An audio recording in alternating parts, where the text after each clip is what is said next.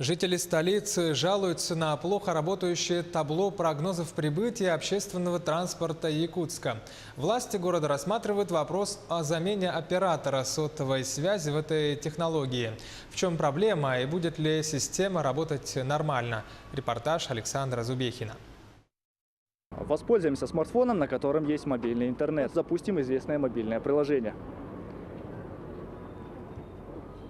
Несколько мгновений, и прогноз получен. На табло по-прежнему загрузка. Что это? Неисправность или нормальная работа прибора?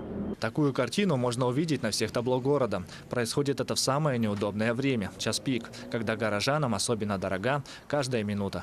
Постоянно не загружается. Когда нужно, нет, не работает. Я обычно бываю после обеда, там работает, но утром нет.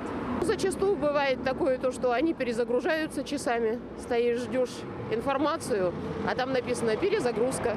В приборах есть программное обеспечение. Его информационная база требует периодического обновления. Связь обеспечивает один из операторов сотовой связи. Его сим-карта стоит внутри. Поскольку данные передаются через мобильный интернет, это занимает некоторое время. Подаются сигналы, какие транспортные средства вышли на линию, и формируется полная база ежедневно. И она обновляется. Проблема загрузка, она есть. Сейчас она решается, то есть планируется уже делать обновление с вечера после окончания рабочего дня, чтобы днем не было вот этих сбоев. Но по словам горожан, загрузка не единственный недостаток системы.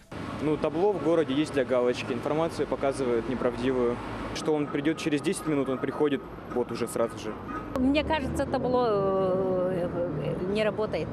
Да? Не показывает точное время. Как утверждают специалисты, неточные прогнозы – это следствие сбоев связи сотового оператора. Свою лепту в неточность вносит и работа геолокации. Включите на телефоне геолокацию и посмотрите, где вы находитесь на карте, а где по факту стоите. То есть задержки большие. В настоящее время рассматривается вопрос о смене оператора. Наверное, обратили внимание, что некоторые светодиодные табло демонтированы. Они демонтированы для того, чтобы осуществить техническое обслуживание, ремонт. В следующем году на теплых остановках города поставят более совершенные и унифицированные светодиодные приборы. Их интерфейс позволит каждому построить свой маршрут. Александр Зубехин, Артем Алексеев, Якутск.